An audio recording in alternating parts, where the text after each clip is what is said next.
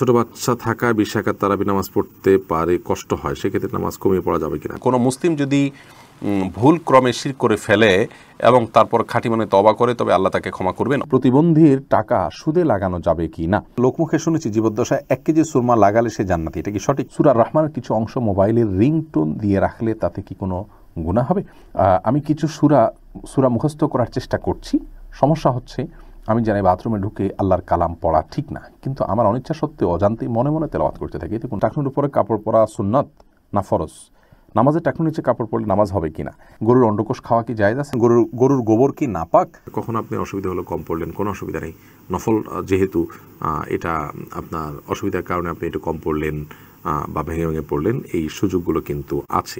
মোহাম্মদ ইমরান তাহির আপনি লিখেছেন, আমাদের মসজিদের ইমাম তারাবির দোয়া পড়ে, পড়ুক, ওনার ব্যাপার ওনাকে জিজ্ঞেস করবেন প্রয়োজনে, যদি আপনার সাথে সক্ষতা থাকে বিনয়ের সাথে, যে হুজুর তারাবির 4 রাকাত পর পর দোয়া পড়ার কথা কোনো হাদিসে নবী সাল্লাল্লাহু আলাইহি ওয়াসাল্লাম বলেছেন কিনা।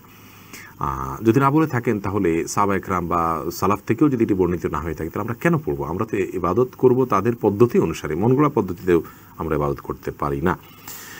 আল্লাহ তাআলা আমাদেরকে বুঝার তৌফিক দান করুন। কোনো মুসলিম যদি ভুল ক্রমে শিরক করে ফেলে এবং তারপর খাঁটি মনে তওবা করে, তবে আল্লাহ তাকে ক্ষমা করবেন।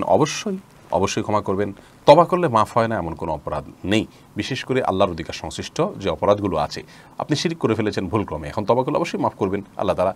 সাহাবায়ে কেরাম অনেকেই, বরং বেশিরভাগই বলতে গেলে, একসময় তারা মূর্তি পূজা করতেন, পরে আল্লাহ তাআলা তাদেরকে হেদায়েত দিয়েছেন, নবী সাল্লাল্লাহু আলাইহি ওয়াসাল্লামের দাওয়াতে তারা ঈমান এনেছেন, তাওহীদে বিশ্বাসী হয়েছেন, তাদেরকে আল্লাহ তাআলা অবশ্যই মাফ করেছেন। বিধায় আমরাও ক্ষমা পাবো ইনশাআল্লাহ। শিরক করার পর আল্লাহ তাআলা সেই অপরাধ মাফ করেন না, যে আয়াত আছে, তার মানে হলো যদি কেউ তওবা ছাড়া মৃত্যুবরণ করেন, শিরক নিয়ে যান, তাহলে সেটা ক্ষমা হবে না। প্রতিবন্ধীর টাকা সুদে লাগানো যাবে কি না? না, প্রতিবন্ধীর টাকাকেও সুদ সবার জন্য আল্লাহ রাব্বুল আলামিন হারাম করেছেন।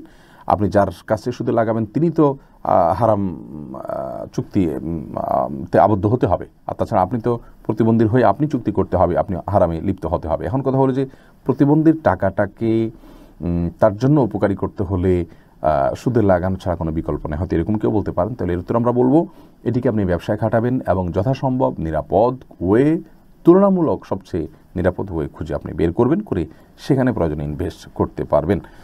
লোকমুখে শুনেছি জীবদ্দশায় 1 কেজি সুরমা লাগালে সে জান্নাতি। এটা কি সঠিক? না বোন, এরকম কোনো কথা নেই যে 1 কেজি পরিমাণ সুরমা লাগালে সে জান্নাতি হবে। তবে হ্যাঁ, মৌলিকভাবে সুরমা লাগানো রাসূল আকরাম সাল্লাল্লাহু আলাইহি ওয়াসাল্লামের সুন্নাহ, এবং সে বিষয়ে নবী সাল্লাল্লাহু আলাইহি ওয়াসাল্লামের সুস্পষ্ট নির্দেশনা রয়েছে। আমরা সুরমা লাগাবো আমাদের সাধ্য অনুযায়ী, তবে 1 কেজি পরিমাণ লাগাতে হবে এমন কোনো কথা নেই, এটি মন গড়া কথা।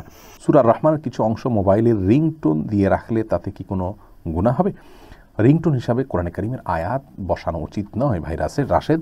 তার কারণ হলো এটি কোরআনের অপমান করার শামিল। আল্লাহর কোরআনকে আপনি রিংটোন অ্যালার্মিংয়ের জন্য ইউজ করছেন, কোরআনকে আপনি কেমন যেন মুড়ি খাওয়ার ঠোঙা বানাচ্ছেন। ব্যাপারটা এরকম হয়ে গেল, তুচ্ছ কাজ আপনি ব্যবহার করছেন। আপনি অ্যালার্ম সালাতের জন্য দিতে পারেন, অফিসে যাওয়ার জন্য দিতে পারেন, অ্যালার্মিংটা অনেক কাজে হতে পারে। আপনার অ্যালার্মিংয়ের জন্য কোরআন তেলাওয়াতকে সেট করা মানে হলো কোরআন তেলাওয়াতটাকে আপনি কেমন যেন একটা কাজের লোক হিসাবে নিয়োগ দিন, সে আপনাকে উঠাই দিচ্ছে। তো আল্লাহর কালামকে এই কাজে ইউজ করা উচিত না। এটা আল্লাহর কালামের সাথে যায় না, শানের খেলাফ, এটা উচিত না। সমস্ত উলামা ইকরামের একমত। আমি কিছু সূরা মুখস্থ করার চেষ্টা করছি।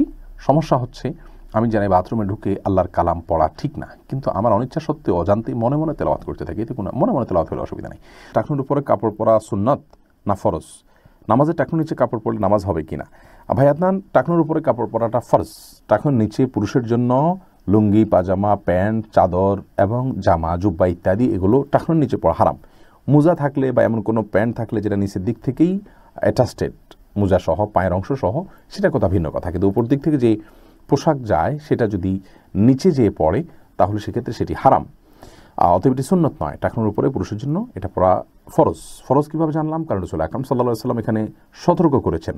কোনো কাজ যদি আবশ্যক না হয় তাহলে সেটির জন্য তিনি সেটি তরক করার ব্যাপারে তিনি সতর্ক করেন না। মা আসফালা মিনাল কাবাইনি মিনাল ইজারি ফিন নার, টাকনুর নিচে যে অংশ থাকে কাপড় চোপড় সেটি জাহান্নামে যায়। নবী সাল্লাল্লাহু আলাইহি ওয়াসাল্লামের হাদিস থেকে বোঝা গেল যে এটি কোনো ঐচ্ছিক বিষয় নয়, তাহলে জাহান্নামের কথা তিনি বলতেন না। আর নামাজের মধ্যে টাকনুর নিচে কাপড় পরলে নামাজ হবে কিনা? নামাজ হয়ে যাবে। আবু দাউদের একটি বর্ণনা রয়েছে এরকম যে আল্লাহ রাব্বুল আলামিন মুসবিল ইজার বা টাকনুর নিচে কাপড় পরিধানকারী ব্যক্তির ইবাদত কবুল করবেন না। সেই হাদিসটি সনদ বিশুদ্ধ নয়, বরং সেটি যায়িফ এবং দুর্বল সূত্রে বর্ণিত, যার কারণে নামাজের মধ্যে টাকুর নিচে কাপড় চলে গেলে যে নামাজ হবে না, বিষয়টি অথেন্টিক নয়। গরুর অন্ডকোষ খাওয়া কি জায়েজ আছে? জায়েজ আছে, কোনো অসুবিধা নেই। আপনার মনে চাইলে আপনি খেতে পারেন, রুচিতে না করে নাও খেতে পারেন, কিন্তু জায়েজ আছে, ইসলামের শরীয়তে নিষিদ্ধ নয়। গরুর গোবর কি নাপাক?